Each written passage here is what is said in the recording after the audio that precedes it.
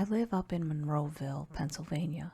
For those who don't know, it's a historical site when it comes to horror movies, being that it has the mall where they recorded the original Dawn of the Dead back in 1977. The town itself isn't that different from any other, but the type of people we occasionally get passing through can certainly be interesting. There's the occasional tourist group, horror convention, and several Romero tributes. All I'm saying is that we're pretty used to seeing weird stuff around here.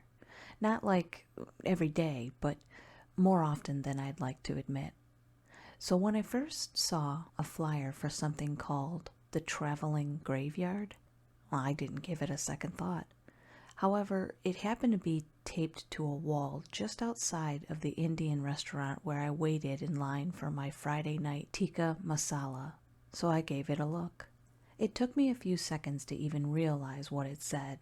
It was such a strange collection of words, like raspberry shoes, hug missile, or bright black. I had to look closer. I took a picture of the flyer, got my order, and made it back to my car. I could tell it was going to rain. I spent some time checking the picture in my car, zooming in on the details I might have missed. The flyer had a simple vector graphic style picture of a tombstone with an elderly couple standing behind it.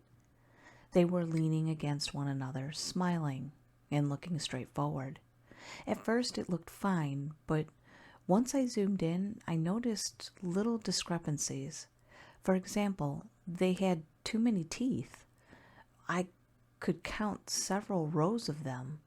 Another was that the woman in the picture, who at first looked like she was leaning on her husband, was actually grabbing him at the neck. The Traveling Graveyard, it said, with "Coming this Friday to Monroeville" printed in small letters underneath. There was an address and a bunch of company logos at the bottom. Honestly, I didn't recognize any of them, but it looked legit, like some kind of sponsored event. I figured it might be a movie premiere, given the town's history. Lucky for me, the address was on my way home. I could swing by and just catch a glimpse.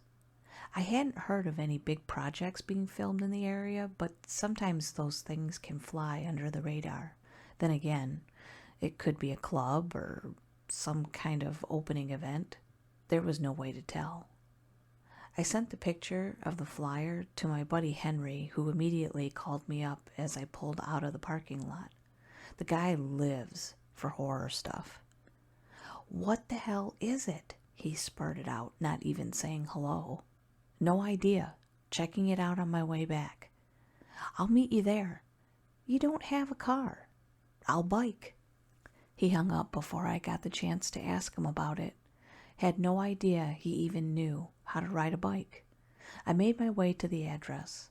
The road was mostly gravel, leading through a small forest passage just outside of town. Still pretty central, I could see the lights in the distance. I heard something up ahead and noticed that I wasn't the first car to arrive. And there it was, just around the bend, the Traveling Graveyard. The place used to be a field for dog agility competitions, but I hadn't seen any arranged for quite some time. Now it was a graveyard. At least 4 dozen tombstones, all neatly arranged, a black cast iron fence surrounding the area, and an honest-to-God church waiting at the end of a long dirt path. No haunted house Halloween decor, just an actual graveyard that had sprung out of seemingly nowhere. Some cars came, others went. When the crowd settled, I counted 9 other people who were curious enough to stick around. They had stepped out of their cars to take pictures and chat. Some thought it was a kind of promotional thing. Others were convinced it was a movie set. When Henry finally arrived, he was practically blue in the face. I stood there leaning against the hood of my car, having my tikka masala, and it took him a solid 3 minutes before he could even talk. When he finally did, he almost threw the bike in a trench. Old thing, nothing short of a miracle that the chain hadn't rusted shut or broke on the way here.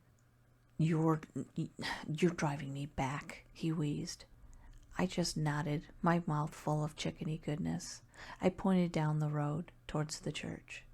Hell of a set, Henry grinned. What do you think? Lionsgate? Universal? What? What? The production money, man. Movie magic. This is big time. Which one do you think it is? I couldn't answer. Henry seemed convinced already, but I wasn't so sure. If this was a movie set, why would it have that genuine graveyard smell? The soggy grass, the fresh dirt. You can't put that on screen. I finished up my Friday dinner and joined Henry inside the gates. There was a couple ahead of us who were the first to go through, and I could tell they had to make an effort to get in. The gate wasn't just a prop, it was solid iron. Henry just oohed and awed, not paying too much attention to the details. For example, there were no names on the tombstones. They looked real, though.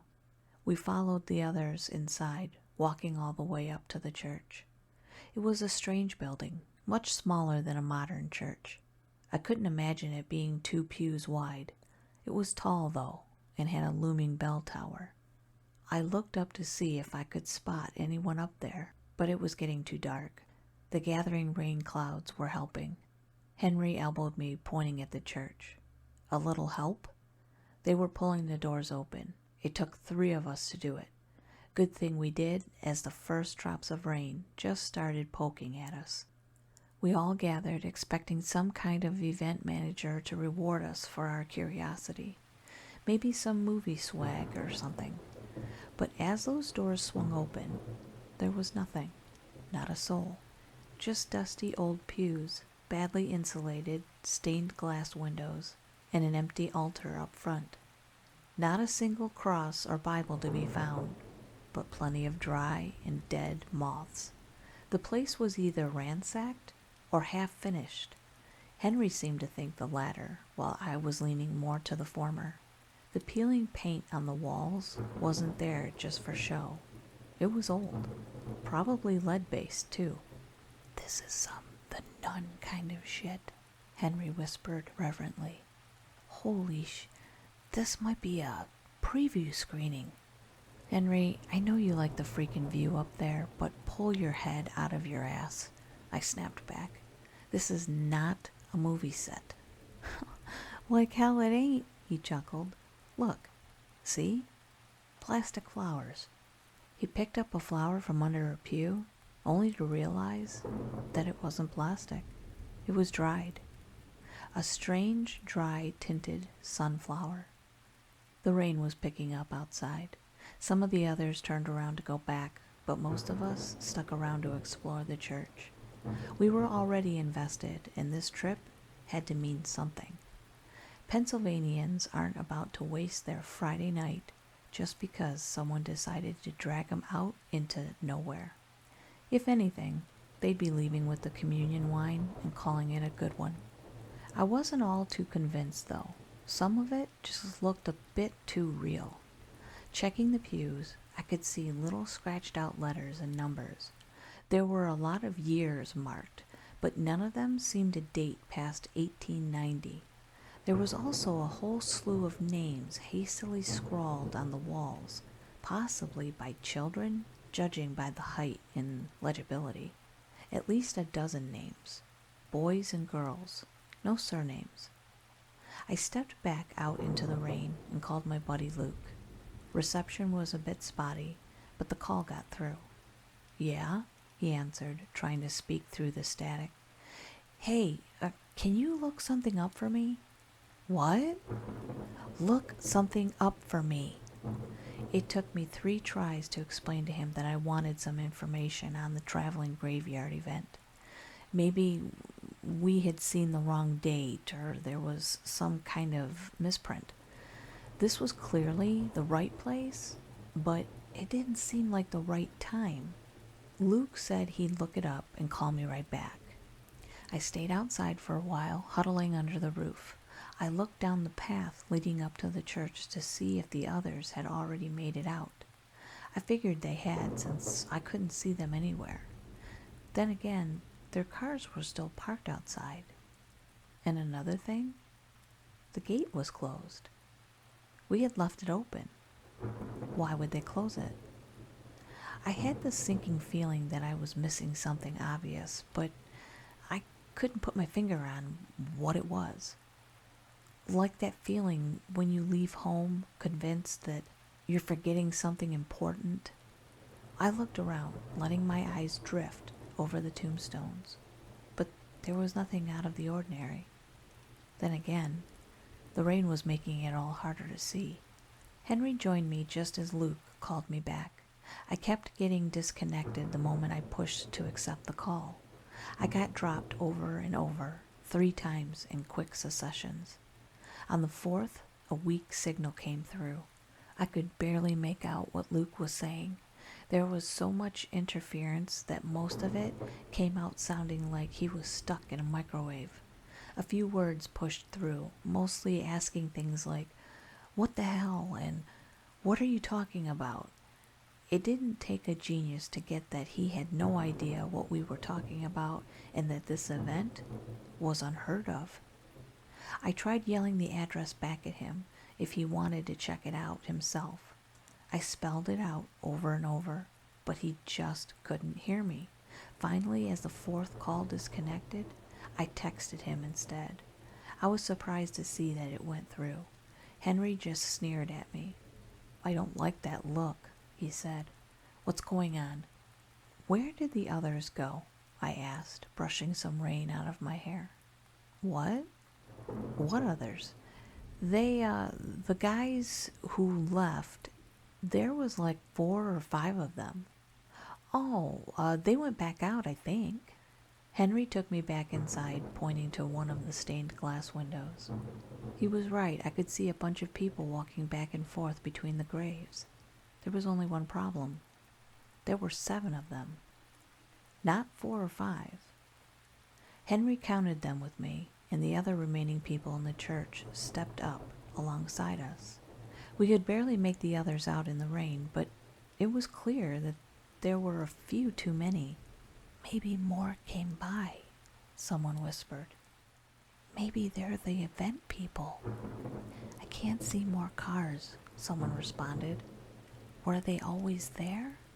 Did we check?" And finally, as we all quieted down, I heard Henry whisper, "What the hell are they doing?" That's what we were all thinking. They were all just standing there, seemingly immobile. They weren't running for cover or leaving altogether.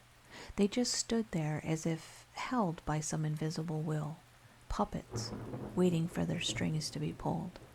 Then from the other side of the room, a whisper, "There are more on this side." At least 8, possibly more, further in. No idea where they came from or what they were doing. If anything, they looked more like statues than people. For a moment, we all just stood there, trying to imagine what the hell they were trying to do.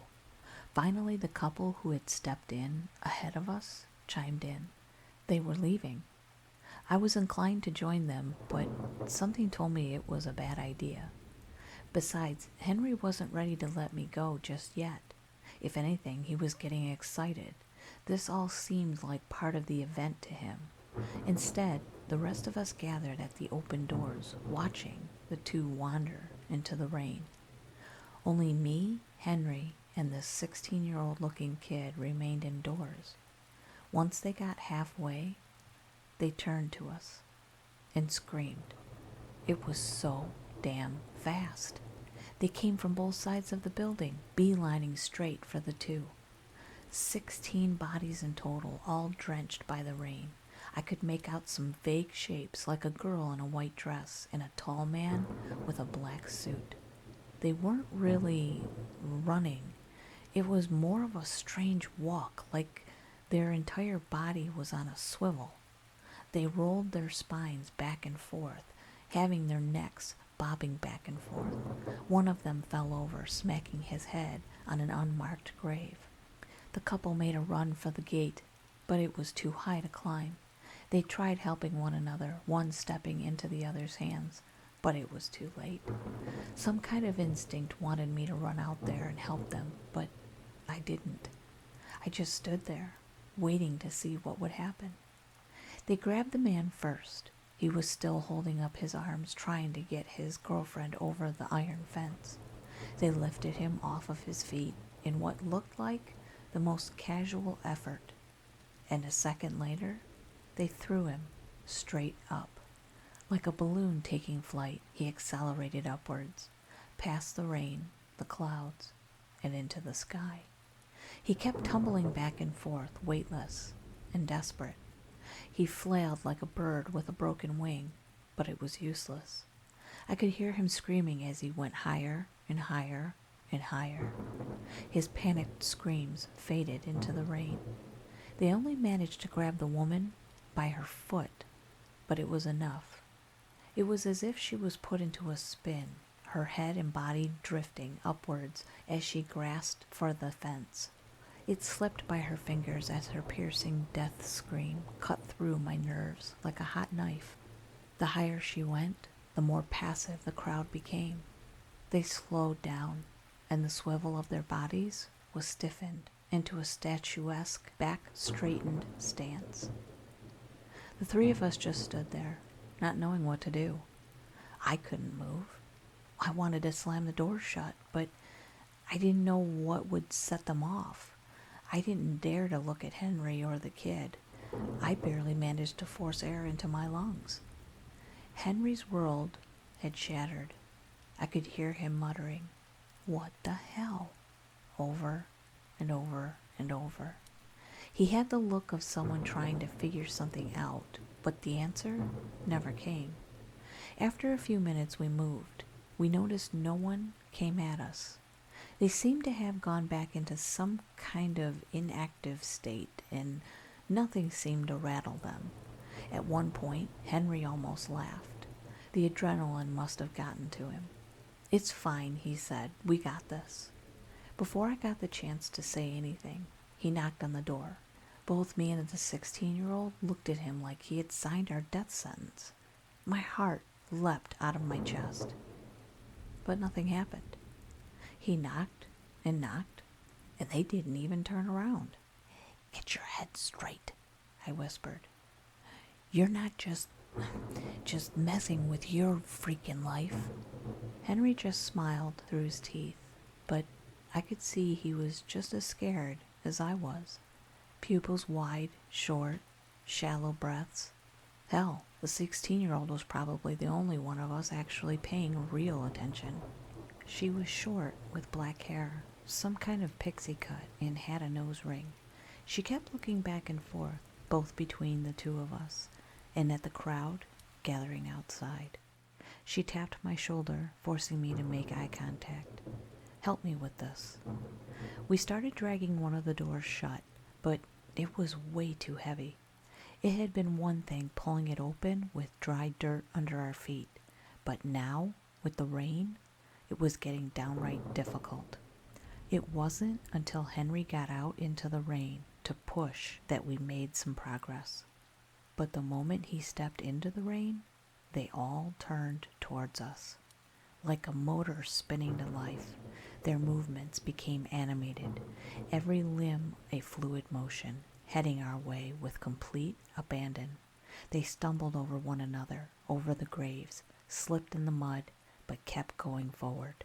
We both grabbed Henry and pulled him in, and the moment he stepped inside, they stopped moving. All three of us tried to catch our breath. Henry's manic smile was still plastered on his face. He had cracked hard.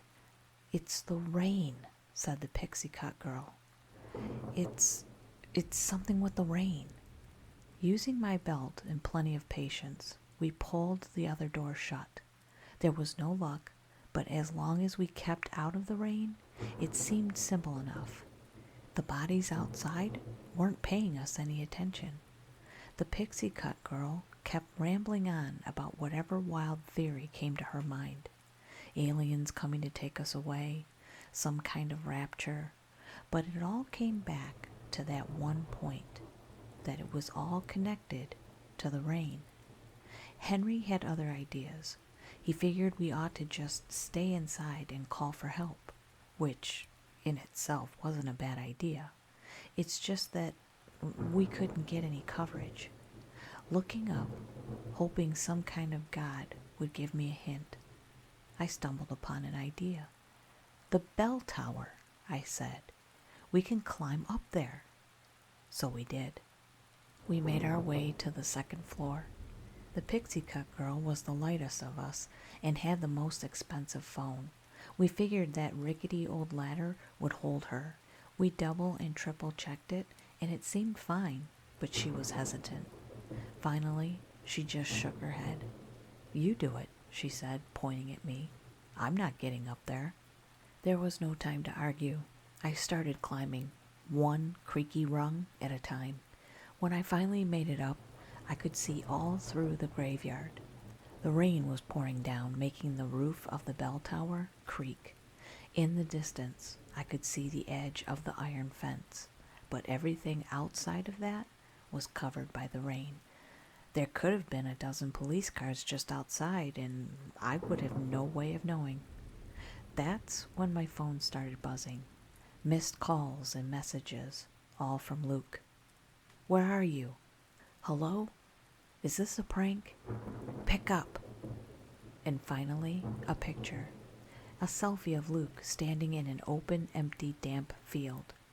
I didn't even realize how long I stared at it until I heard a breaking shingle. Drops of water made their way down my spine as a hole opened above. My screen was unresponsive, so I wiped it with my jacket. From downstairs I could hear Henry's jeering cackle. "Hey, looks like they're moving, buddy." "Hurry the hell up," added the pixie cut girl. There was a strange sound, like very slow woodpeckers. Something hard hitting the side of the building over and over again. I dialed 911 as fast as I could, but the damn connect button refused to work. The water was interfering with it. As the call lit up with a green symbol, I saw something peeking over the edge of the roof. She was young, but no child. Eyes hollowed out, leaving empty holes on the inside of her blackened skull. Her mouth wide open, her lower jaw swinging back and forth. She wasn't breathing. She wasn't in pain. And as she dug her slippery fingers into shingle after shingle, making her way up the side of the building, I could tell that there was nothing left of a person in there. All that remained was some kind of instinct-ridden machine, aching to send me on my way. An operator answered, asking me what my emergency was. "I need help," I wheezed. They're going to..." Looking at her, there was no doubt of her intentions. "They're going to kill me." I was so blindly terrified that I didn't even look behind me. Cold fingers brushed against my jacket, long, broken fingers reaching my way. A tall man with a suit, his head hanging low. I could see the rainwater pool in the back of his eye sockets, making it look like he never stopped crying as it squelched out with his every move. I recoiled only to completely lose my balance. I sunk down halfway down the ladder and fell. I landed really bad, putting all the weight on my ankle. I could feel something snap, followed by a tremendous pulsing pain shooting all the way from my heel up my spine. My phone slipped out of my hands and slid across the floor. Henry just managed to catch it moments before it tumbled down to the first floor. He picked it up, yelling at the operator. "Hello? Hey, is anyone, hello?" There was no response. We could barely get reception down there. In between my thumping heartbeats, I could hear the pounding fists go quiet above. A steady stream of water from above stained the carpet. Giving in to his intrusive thoughts, Henry chucked my phone all the way across the room, breaking one of the stained glass windows.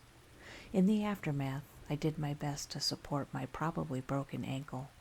We used our socks as a makeshift bandage, trying to put it in place. It didn't help much, but it made it easier to jump on one foot. Still, every moment teased me with a tickle of pain, threatening to send shock waves throughout my body, tearing all the way up my spine. Finally, the three of us just sat there. I don't know for how long, maybe an hour, maybe two. The rain wasn't letting up. What the hell do we do? I sighed. We can't do crap. We fight them, nodded Henry. They're not that fast. Try that again, but without a car for a brain? What? We can take 'em. I told you. We got this. The pixie cut girl just shook her head and stayed quiet. She was working on something. We were growing tired and sluggish. If we were to do something, now would be the time. Henry had found some kind of iron rod broken off from the second floor railing. There was some weight to it, but he'd been insane to actually try to fight them with it. The pixie cut girl had been staring straight ahead all night, tapping her foot. Then finally, she spoke. I can make that fence, she said. You got a car? Yeah, I nodded. But you'll come back for us, right? I'll ram the gate. It's closed, but didn't seem locked. Henry shrugged his way into the conversation. No way you'll make it, he said. They're too close. I looked back at the broken window and then back at the pixie cut girl. We can draw them over. We put our plan to work. Henry and I knocked out some more glass from the window, allowing rain to trail in. We could immediately hear movement on the roof as we let the rain soak our skin. We held on, waiting for a clear sign. They started falling off of the roof in droves, thunk after thunk of meat just slapping into the dirt. Not a single gasp, twitch, or grunt. We counted the bodies, 11, 12, 13. I prepared to give her the signal. 14, 15. She had pushed the door ajar and was ready to go. 16. She burst into a sprint as we moved away from the window. Henry hurried to the front door and I followed to the best of my ability. She was gunning for it, but there was a problem. There were far more than 16 out there. There was at least double. She kept going, weaving past them. As she finally reached the far side of the fence, she leapt up, putting her foot in the middle of the bar and kicking herself upward. In one swing, she flung her lower body over the fence. Holy crap, murmured Henry. You think she's okay, I nodded as if to convince myself. She'll make it. There was a beep in the distance, followed by an engine roaring to life. Moments later, the gate flung wide open. She drove straight ahead, aiming for the church. At least 8 of them toppled over, being flung left and right, smacking against the hood of the car. She had almost made it halfway there when I heard this strange metallic groan. The car was slowing down and lifting. It was about 2 full feet off the ground when it started to wobble. The combined touch of all those things seemed to be able to send anything off, even a car. I saw the pixie cut girl trying to get her belt off, but the added movement just made the car topple over to the side. As it tipped over to the driver's side, I saw her struggle to climb out the passenger seat. The car started to lift again, this time reaching over 6 feet. Finally, the crowd let go of it as it started slowly drifting upwards, with the pixie cut girl still in it. She was a full 10 feet off the ground when she finally got out. The rotational force flung her out, making her hang from the passenger side door in midair. Then she slipped. We watched her slip into the crowd, screaming, and then, just like those before her, she started to drift into the rain clouds. Dozens of hands sent her on her way, holding their arms high, like a silent wave goodbye. Henry nodded at me. "All right then," he said. "I'm going for it."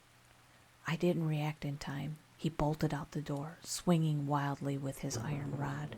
He connected with one of them, tearing off an ear and a solid chunk of jaw. Still, that did little to stop them. Luckily for Henry, he was fast, almost fast enough to make it. We just hadn't counted on the car coming back down. Whatever up there took it and didn't want it.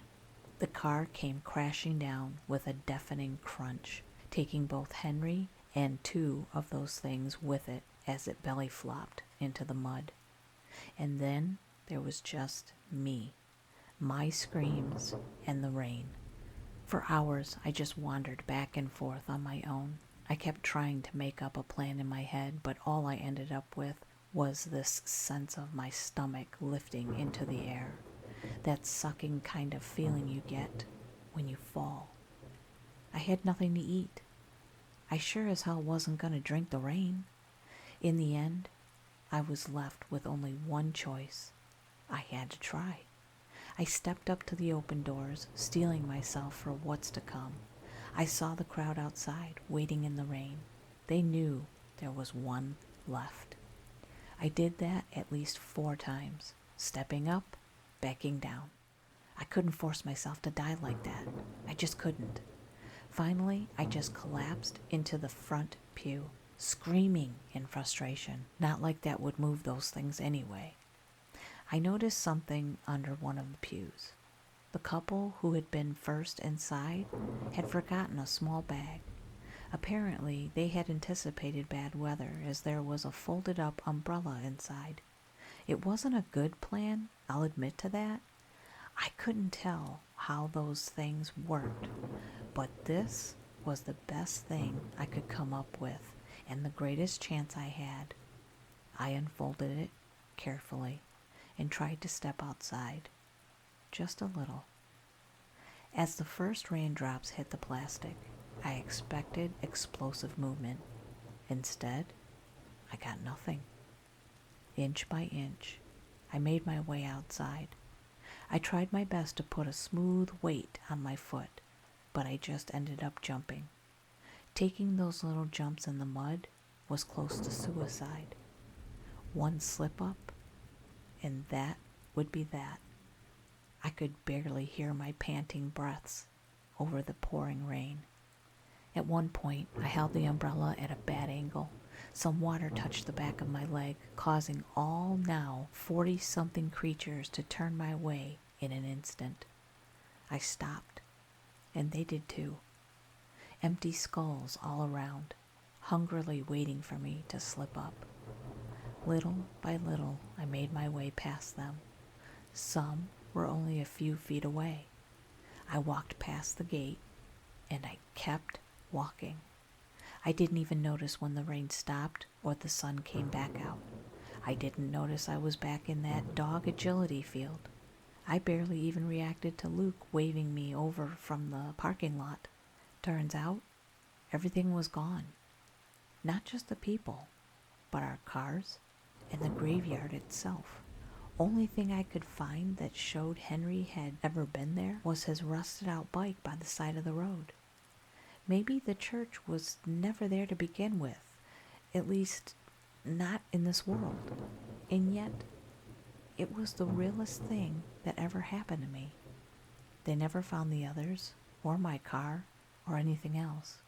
Hell, it seemed like pretty much no one had even seen the flyers around town. I tried looking up people who came there and left, but they seemed to have no recollection of ever seeing the church. I've talked to some of them on Reddit. I checked the company logos on the flyer again, just to try and find some kind of clue. Turns out, it was all fake.